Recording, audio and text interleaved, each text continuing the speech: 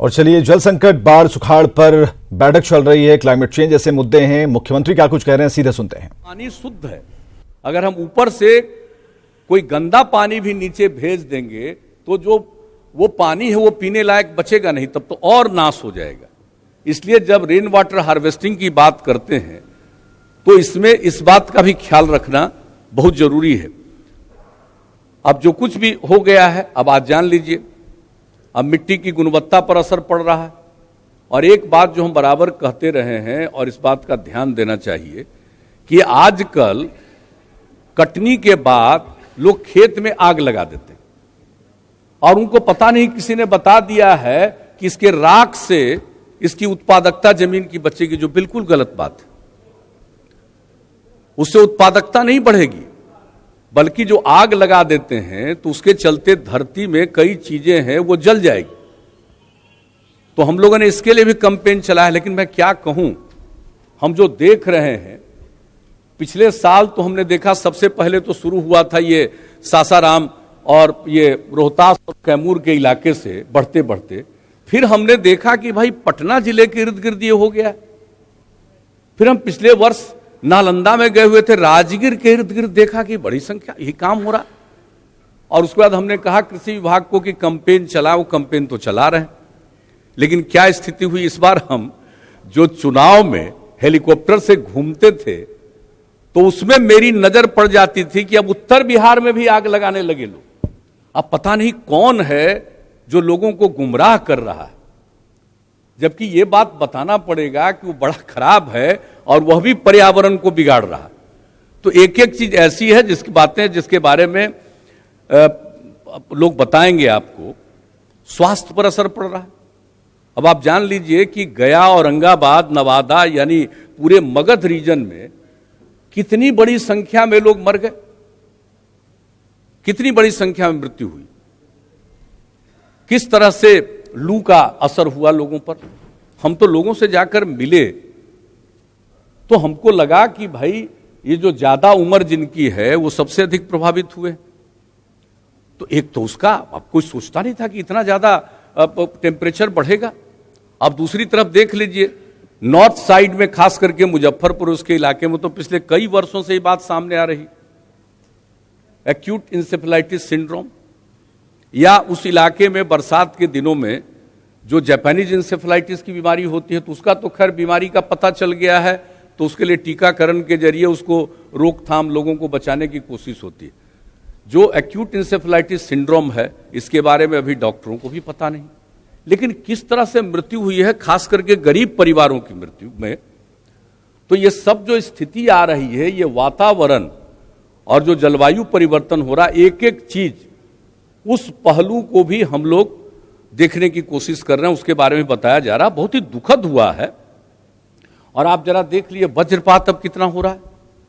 पहले इतना हम लोग वज्रपात देखते थे, आज से कुछ साल पहले, एक साल 53-54 लोग वज्रपात से मर गए, इतना तो कभी सुनते नहीं थे। और आजकल देखिए रोज कहीं ना कहीं वज्रपात हो रहा। तो ये सब जो परिवर्तन हो रहा है पर्यावरण में, जलवायु परिवर्तन जो हो रहा है, उसके कारण ऐसी अनेक समस्याएं उत्पन्न हो रही। तो इसलिए हम सब लोगों को सजग होना है और पर्यावरण के संरक्षण के लिए। और आप जानते हैं बिहार की क्या स्थिति थी। झारखंड और बिहार एक था तो कोई ध्यान देता नहीं था, क्योंकि झारखंड में जंगल ज्यादा था, हम लोगों के यहां बहुत कम था। लेकिन एवरेज जो था, जो हरित आवरण था, ग्रीन कवर, वो बिहार झारखंड एक था, तो किसी को चिंता नहीं थी कि भाई बिहार राज्य है, इसमें हरित आवरण इतना है। लेकिन जब झारखंड अलग हो गया तो जो बिहार है, इस बिहार का हरित आवरण कितना है, 9% के करीब, 9% से थोड़ा ज्यादा। तो हम लोगों ने कहा कि भाई ये तो बड़ा अनर्थ होगा हम लोगों के साथ। लेकिन आबादी हम लोगों की इतनी ज्यादा है, यानी लगभग 94,000 स्क्वायर किलोमीटर में 12 करोड़ के करीब की आबादी है। तो आखिरकार जमीन उतनी उपलब्ध नहीं है। तो हम लोगों ने लक्ष्य रखा है कि कम से कम 17% ग्रीन कवर, तो 22 करोड़ से भी ज्यादा पौधे लगाए गए और उसके चलते लगभग 15% के करीब आ गया है। तो बड़े पैमाने पर वृक्षारोपण, और अब हम लोगों ने यह तय कर दिया है कि वृक्षारोपण का काम सब लोग अपने घर में भी करें, अपनी जमीन में भी करें। बिहार को एक नुकसान पहुंचा जो मुझको मेरी समझ है, आप लोग जो भी समझते होंगे, सबका अनुभव होगा, सबको जानकारी होगी। यहां बताइए, हम लोग बचपन में जाते थे अपने अपने इलाके में, गांव में देखते थे, तो कौन गांव था जिसमें बगीचा नहीं था? आप बताइए कहां बगीचा है? तो पर्यावरण को लेकर और बाढ़ सुखाड़ के मुद्दे को लेकर सीएम बेहद चिंतित हैं और उससे विपक्ष को भी अवगत करा रहे हैं, क्योंकि आज की जो तारीख थी, मुख्यमंत्री ने ही कहा था कि इस दिन सभी लोग मिलकर बैठेंगे और विचार विमर्श करेंगे। चलिए, ग्राउंड रिपोर्ट में हम बात करेंगे बिहार में हवा पानी की संकट की, और हम जानेंगे कि बिहार में किस तरह आम लोगों का सांस लेना मुश्किल हो गया है, और ये भी जानेंगे कि कैसे हवा के साथ पानी भी जहर होता जा रहा है।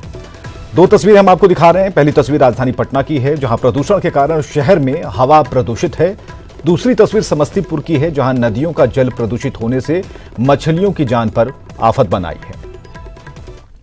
तो राजधानी पटना में अगर आप रहते हैं तो आपकी सांसों पर खतरा है, आपकी हर सांस जहर है, और यह जहर आपके शरीर में हवा के जरिए प्रवेश कर रहा है, घुस रहा है।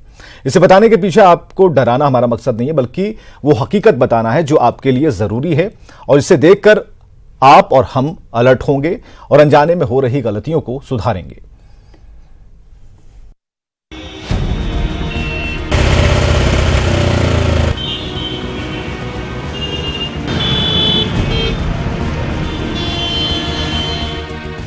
सड़कों पर गाड़ियों की लंबी कतारें पटना की हवा को जहरीली बना रही हैं। जिन इलाकों में ट्रैफिक ज्यादा है, वहां प्रदूषण भी ज्यादा ही है। हवा के प्रदूषित होने की सबसे बड़ी वजह गाड़ियों से निकला धुआं ही बन रहा है, जबकि धूल और इंडस्ट्री से निकलने वाले धुएं का नंबर इसके बाद आता है। तो यहाँ रोज नई गाड़ियाँ आ रही हैं और पुराने गाड़ियों को फेज आउट नहीं कर रहे हैं, तो रोड पर गाड़ियों का संख्या लगातार बढ़ते जा रहा है। धुआं होता है, बिल्कुल, उसमें तो सब कुछ रहता है, सस्पेंडेड पार्टिकल भी होता है, NO2 भी होता है, SO2 भी होता है, तो स्वास्थ्य के लिए खतरनाक है। हवा को जहर बना रही पुरानी गाड़ियां, गाड़ियों के धुएं से सबसे ज्यादा वायु प्रदूषण, गाड़ियों से निकलने वाले धुएं से 32% प्रदूषण, धूल की वजह से 12% प्रदूषण, इंडस्ट्री से निकलने वाले धुएं से 7% प्रदूषण। जब पानी सिर के ऊपर से गुजरने लगा, तब सरकार हरकत में आई और अब ये कवायद शुरू हुई है कि 15 साल से पुरानी गाड़ियां जिनसे ज्यादा धुआं निकलता है उन्हें सड़क पर आने से रोका जाए। हालांकि परिवहन मंत्री कानून न होने की वजह से इस मामले में लाचारी जता रहे हैं। पोल्यूशन को कम करना सरकार की सबसे बड़ी प्राथमिकता है, और उसको लेकर के राज्य सरकार के द्वारा प्रदूषण बोर्ड और परिवहन विभाग के द्वारा एक नीति तैयार की जा रही है, जिससे पटना में हम लोग उसको पायलट तौर पर चलाएंगे। उस नीति को अंतिम रूप दिया जा रहा है। इससे तो हम लोग किस प्रकार जो पुराने वाहन हैं, किस प्रकार जो डीजल चालित वाहन हैं, उनको किस प्रकार नियंत्रित किया जाए और किस प्रकार CNG और इलेक्ट्रिक वाहनों को प्रोत्साहित किया जाए, इस पर काम चल रहा है। और निश्चित तौर पर ये बात उठी है, लेकिन एक घर में 4 गाड़ियाँ हैं, 5 गाड़ियाँ हैं, इसको हम नहीं अभी रोक सकते हैं।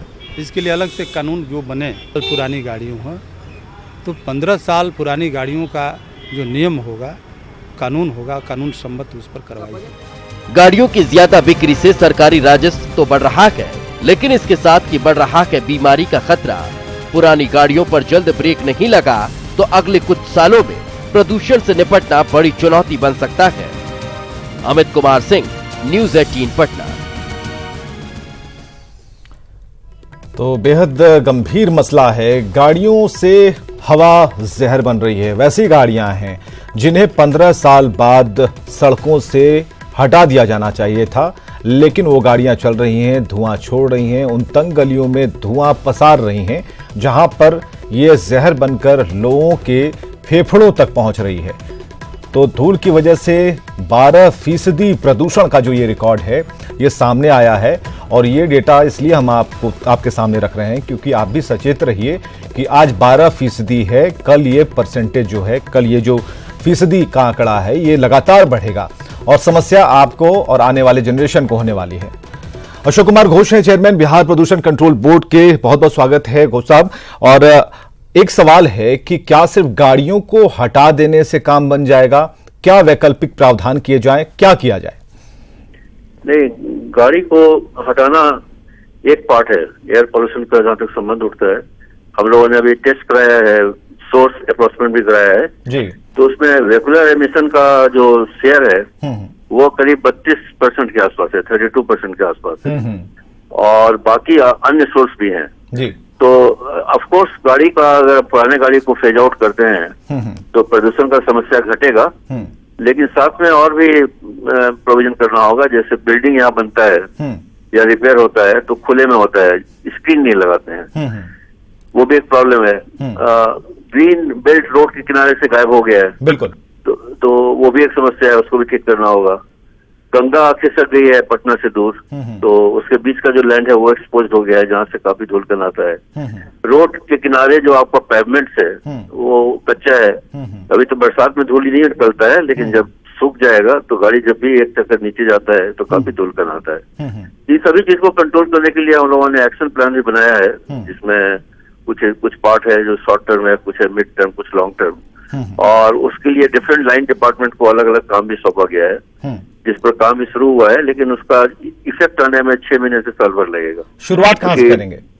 शुरुआत तो ऑलरेडी हो चुका है, परमिट्स का काम शुरू हो चुका है और पौधा लगाने का काम अभी शुरू हो रहा है और काफी तेजी से होगा, क्योंकि बरसात का वेट कर रहे थे लोग। बारिश हो गया है, अभी अच्छा समय पर तो प्लांटेशन होगा। और गाड़ियों को फेज आउट करने के लिए एक बार पहले भी कोशिश किया गया था, लेकिन हाई कोर्ट के आदेश से उसको रोक दिया गया था, तो फिर इसको नए सिरे से हम लोग इनिशिएट करने जा रहे हैं। ट्रांसपोर्ट डिपार्टमेंट उस पर एक्टिव है, वो पोल्यूशन कंट्रोल बोर्ड के परव्यू में नहीं है, क्योंकि एक बड़ी जिम्मेदारी है। कंक्रीट के बीच में पौधा लगाने की बात अशोक कुमार घोष करते हैं, लेकिन क्या एक कैंपेन की तरह इसे लेना होगा, मानव श्रृंखला बनानी होगी, लोगों को हिलाना होगा, झकझोरना होगा और उन्हें ये जताना होगा कि देखिए आपकी ये जिम्मेदारी, आप इसे पूरा कीजिए? बिल्कुल, ये तो हम बराबर बोलते हैं कि जो पर्यावरण का असंतुलन है वो किसी एक सरकारी विभाग या एक गवर्नमेंट के भरोसे नहीं हो सकता है। इसमें जनता का भागीदारी बहुत जरूरी है, हम और आपका भी इन्वॉल्वमेंट जरूरी है। जब तक हम लोग अपनी जिम्मेवारी को नहीं समझेंगे, तो अपने कर्तव्य को नहीं समझेंगे, तब तक अधिकार पर हमारा दावा नहीं है। तो ये मिलके काम करना होगा, अवेयरनेस इज द की, क्योंकि हम लोग भी छोटा छोटा ऐसा काम करते हैं जिसके चलते पॉल्यूशन बढ़ता है। चलिए, बहुत बहुत शुक्रिया समय निकालकर हमसे बातचीत करने के लिए। अशोक कुमार घोष, चेयरमैन बिहार प्रदूषण कंट्रोल बोर्ड, साफ तौर पर इन्होंने एक लकीर खींची है, उस पर काम करना होगा, क्योंकि ये बॉटनी के प्रोफेसर भी हैं और बॉटनी पढ़ाते हैं, पौधों से इनका जुड़ाव है, इसलिए ये कह रहे हैं कि आप पौधा लगाइए, पहला काम वही करना होगा। चलिए, समस्तीपुर में प्रदूषण की वजह से बूढ़ी गंडक का पानी जहरीला हुआ है, मछलियां मर रही हैं, स्थानीय मछुआरे परेशान हैं, जिनकी रोजी रोटी नदियों के भरोसे, इन मछलियों के भरोसे चलती है। डीएम ने बताया कि पीएचडी विभाग और मत्स्य विभाग को पानी और सैंपल की जांच के आदेश दिए गए हैं और साथ ही ये पता लगाने की कोशिश हो रही है कि पानी प्रदूषित हो क्यों रहा है। क्या स्थिति है? और पहले स्थिति अच्छा था, जब मछली उछली नहीं मरता था। 3 दिन बाद पानी अच्छा था, 3 दिन के बाद जो है से काला पानी हो गया, काला पानी पर सब मछली मर गया। हम लोग का कोई काम धंधा नहीं है, यही में खेती बाड़ी था। हम लोग 30 साल से यहाँ पर रह रहे हैं। 30 साल पहले यह नदी का हाल सही था, सफा पानी था। 30 साल के अंदर भैया 3 दिन से पानी का कालापन आ गया है, चीनी मिल खुला, कहाँ से आया सो नहीं जानते हैं, लेकिन मछली घर नदी का सारा मछली जल गया, मर गया। पीएचडी को जल जांच करने को कहा है, प्लस डिस्ट्रिक्ट फिशरी अफसर को भी कहा है कि जल और मछली दोनों जांच कर हमको प्रतिवेदन उपलब्ध कराएं। अगर इसमें गड़बड़ी पाई जाएगी तो यह भी ट्रेस आउट करने को कहा है कि कहां से गंदा पानी आ रहा है, किस फैक्ट्री या किस जगह से आ रही है, उसकी जांच। और मुकेश हमारे साथ, हमारे सहयोगी, उनसे बात करते हैं। मुकेश, फैक्ट्री की बात हो रही है कि उन्हें लगता है, सरकारी उपक्रम को और प्रशासनिक अधिकारियों को ये लगता है कि ये फैक्ट्री का गंदा पानी आकर मिला है और मछलियां उसी से मरी हैं और इसका पता लगाया जाएगा, जांच कराई जाएगी। आप जरा हमें ग्राउंड रिपोर्ट बताइए कि वहां पर कोई फैक्ट्री है जिसका जहरीला पानी मिलता है इसमें? मुकेश, चलिए, हमारा संपर्क नहीं बन पाया है, लेकिन हम आपको बताते चलें कि एक जो अभी जांच की बात अधिकारी कर रहे थे, उस बात को भी सामने रखना होगा। हालांकि जिस इंडस्ट्री एरिया की बात कर रहे हैं या फिर जिस फैक्ट्री की बात कर रहे हैं, वहां पर आसपास है या नहीं है, इसका भी हम पता लगाएंगे। और ग्राउंड रिपोर्ट जो कहती है कि नालों का पानी, घरों का पानी, सीवरेज पूरा इसे गंदा करता है। तो स्थानीय लोगों के साथ मछुआरे परेशान हैं। 2 चीजें हैं, एक गंदगी है, पानी अब जहरीला हो गया, इसकी पुष्टि इसलिए हो गई क्योंकि मछलियां मर रही हैं। अब सरकारी अमला ये पता लगाएगा कि आखिर मछलियां मर क्यों रही हैं। जो छोटे छोटे बच्चे हैं मछलियों को उठा रहे हैं, उन्हें लग रहा है कि मछलियां अपने आप मरी हैं, लेकिन इसके पीछे का कारण क्या है ये जांच के बाद पता चलेगा, जब पानी के सैंपल को लेबोरेटरी में भेजा जाएगा और ये बिल्कुल क्लियर हो पाएगा कि आखिर इसमें ऐसा कौन सा तत्व मिला है, कहां से इसके अंदर पॉइजनस चीजें आई हैं जिस वजह से मछलियां मर रही हैं। और ग्राउंड रिपोर्ट आप देख रहे हैं और ग्राउंड रिपोर्ट में हम बारिश की बात कर रहे हैं, बाढ़ की बात कर रहे हैं और चंद दिनों पहले तक बारिश का इंतजार कर रहे बिहार के लोग बाढ़ से तबाही होने वाली उसकी आशंका से डरे हुए हैं। नेपाल से सटे इलाकों के साथ उत्तर बिहार के कई जिलों में हालात बिगड़ रहे हैं। कोसी खतरे के निशान के बिल्कुल करीब है और इसके अलावा बागमती, लालबेकिया, कमला बलान और का जो जलस्तर है कुछ जगहों पर खतरे के निशान को भी पार कर गया है।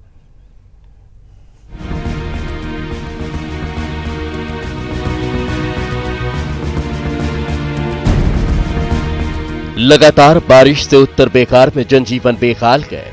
नदियों में उफान से निचले इलाकों में बाढ़ का पानी घुस गया है। बारिश के दौरान घर गिरने और पानी भरे गड्ढे में डूबने से कई लोगों की मौत हो गई।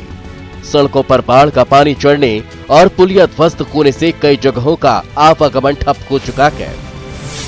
अररिया के जोकी घाट के बोरिया ब्रिज के पास डायवर्जन पर करीब 2 फुट पानी बह रहा है। परमान नदी उफान पर है। जोकी हाट के 7 और फारबिसगंज के 3 पंचायत बाढ़ से प्रभावित है। वहीं नेपाल में लगातार बारिश से कोसी का जलस्तर बढ़ रहा है। कोसी की तेज धारा से सहरसा के नवहचट्टा में कटाव हो रहा है। कोसी की विनाश लीला के आगे लोग बेबस हैं। 1 दर्जन से ज्यादा घर कोसी में समा चुके हैं और केदली पंचायत के लोगों के पास खाने पीने के भी लाले पड़ने लगे हैं।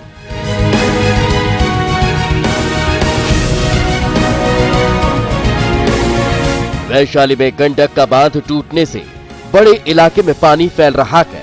खेतों में लगी फसलें बर्बाद हो गई है और ग्रामीण गांव में पानी घुसने की आशंका से डरे हुए हैं। उनका कहना है कि प्रशासन मूक दर्शक बना हुआ है। बागमती और गंडक का जलस्तर बढ़ने के साथ ही मुजफ्फरपुर जिला प्रशासन अलर्ट मोड में है। लोगों से सुरक्षित जगहों पर जाने की अपील की जा रही है। साथ ही नदियों में नहाने से बचने की हिदायत दी जा रही है। गंडक से साहेबगंज और पारू, जबकि बागमती से औराई, कटरा और गया घाट इलाके में पानी फैलने लगा है। लगातार बारिश से बेतिया में बाढ़ जैसे हालात हैं। शहर के बड़े इलाके में पानी जमा है। शहर की सड़कों पर 3 फुट तक पानी जमा हो चुका है। नरकटियागंज प्रखंड के कई गांव में मनियारी नदी का पानी फैल रहा है।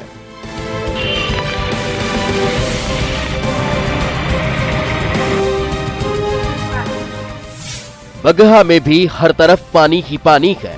दफ्तर और अस्पताल में भी पानी घुस चुका है। शहर का निचला इलाका पानी से लबालब है। रेनकट से तटबंधों पर भी खतरा मंडरा रहा है और जल संसाधन विभाग ने 24 घंटे तटबंधों की निगरानी का निर्देश जारी किया है। उधर गोपालगंज में भी लगातार बारिश से तटबंधों में रेनकट हो रहा है। गंडक में पानी का दबाव बढ़ने से बांध पर भी खतरा हो सकता है।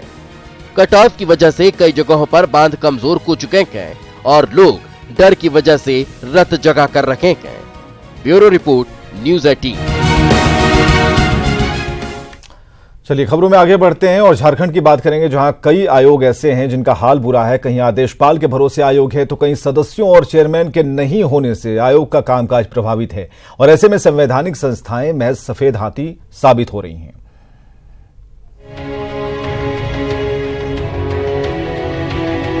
ऑड्रे हाउस में सुनसान पड़ा ये सरकारी दफ्तर राज्य विधि आयोग का है। आदेशपाल के भरोसे चल रहे इस आयोग में कामकाज कैसे चल रहा होगा, इसका अंदाजा सहज ही लगाया जा सकता है। यह न तो अध्यक्ष है और न ही सचिव। कुछ दिनों पहले तक 3 सहायक कर्मी थे, वो भी अब डेपुटेशन पर दूसरे विभाग में चले गए हैं। ऐसे में आयोग का आदेशपाल की हर दिन साफ सफाई कर अपनी ड्यूटी निभा रहा है। यहाँ पे हम लोग 4 कर्मचारी थे, तो वहाँ से आदेश आया कि 3 कर्मचारी जब तक अध्यक्ष नहीं हैं उनकी सेवा विधि न्याय विभाग 3 कर्मचारी के लिए जाए और हमको यहाँ पे साफ सफाई, जो भी कमरा को देख रेख जो भी करना है, जब तक चेयरमैन नहीं है हमको भी अच्छा नहीं है, और ये अध्यक्ष नहीं है, सेक्रेटरी का पद खाली है। ये हाल सिर्फ विधि आयोग का ही नहीं है। राज्य में आधा दर्जन से ज्यादा आयोग और निगम बोर्ड में चेयरमैन से लेकर सदस्य तक के पद खाली पड़े हैं। राज्य विधि आयोग में आदेशपाल को छोड़कर सभी पद खाली हैं। राज्य खादी बोर्ड में अध्यक्ष, जेपीएसपी में सदस्य के 3 पद रिक्त हैं। महिला आयोग में सदस्यों के 2 पद खाली हैं। वहीं जेएसएमटीसी में अध्यक्ष पद समेत कई पद रिक्त पड़े हैं। सूचना आयोग में सूचना आयुक्तों के 10 पद रिक्त हैं। वहीं मानवाधिकार आयोग में सदस्यों के पद खाली हैं। आरआरटी में अध्यक्ष पद रिक्त है, तो बाल संरक्षण आयोग में अध्यक्ष और सदस्य के 6 पद खाली हैं। जाहिर है कि इतनी संख्या में आयोग में पद खाली होने से कामकाज प्रभावित है। हालांकि आयोगों में खाली पदों को लेकर हाई कोर्ट में पिटीशन दाखिल की गई है।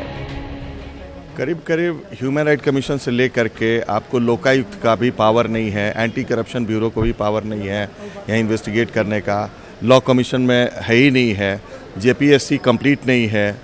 आपको जितने भी कमीशंस और ये है इंस्टीट्यूशंस है, उसके बारे में यहाँ सरकार को चिंता नहीं है। ये कोर्ट भी ऑब्जर्वेशन दे चुका है कि यहाँ पावरलेस है सारे कमीशंस और इंस्टीट्यूशंस। राज्य सरकार के मंत्री सीपी सिंह ने भी आयोग में खाली पड़े पदों को लेकर चिंता जाहिर की है। सही आपने कहा, मैं आपकी बात से बिल्कुल सहमत हूँ कि आज जितनी योजनाएं हम सब धरातल पर उतारना चाहते हैं वो नहीं उतर पा रही है। इसके पीछे सिर्फ और सिर्फ रीजन ये है कि हमारे पास हैंड्स की कमी है। अब इसके लिए क्या है कि गजेटेड अफसर की बहाली का अधिकार जेपीएससी को है। जेपीएससी में हम लोगों ने अभियाचना भेजा है, लेकिन वो अभियाचना पर कोई कार्रवाई नहीं हो रही है। जो नीचे लेवल के अराजपत्रित है उसके लिए भी झारखंड जेएससीसी को करना है, वहाँ भी दिक्कत हो रही है। बड़े बड़े अक्षरों में सरकारी भवनों पर टंगा आयोगों का ये बोर्ड महज दिखावा बनकर रह गया है। ऐसे में जरूरी है कि सरकार इन आयोगों में नियुक्ति के लिए गंभीरता से पहल करे। रांची से न्यूज़ 18 के लिए भुवन किशोर झा की रिपोर्ट।